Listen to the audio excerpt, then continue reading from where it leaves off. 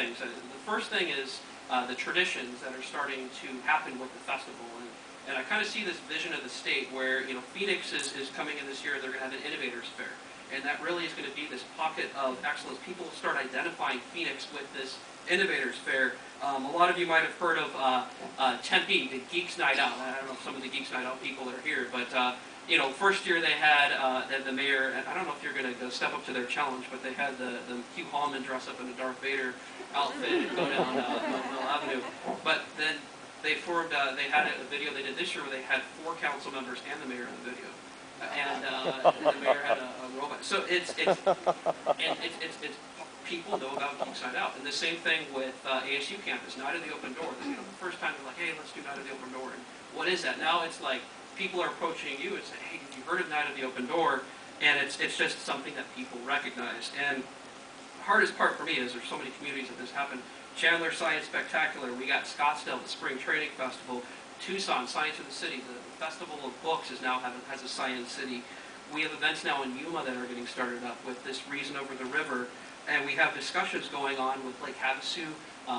Cal Manis, I don't know if Cal was in the audience, but he drove all the way from Show Low. They have the Northeast Regional Science and Technology Festival. That's a tradition now. And so imagine we have a state where we got 90 or so towns and cities showcasing the science and technology of what they do all around them. And that just gets me jazzed, is that we will have a culture of science, and that's really what we're after. But the other part I love to talk about is that we have this idea I like to call sneaky science. So you have a baseball festival, and we sneak the idea of science and technology as part of that event. So you don't even realize you're getting it because it's something you enjoy. And I think that's the part that we want to get people jazzed about, is that it's part of what we do. But the other piece is that we have this growth in terms of industries wanting to highlight what they do. So we have PADT, for example, this year going to have an open house. Intel is continuing to have their open house, Innovations Incubator. All these places, we have colleges and universities. Obviously with U of A, ASU had events.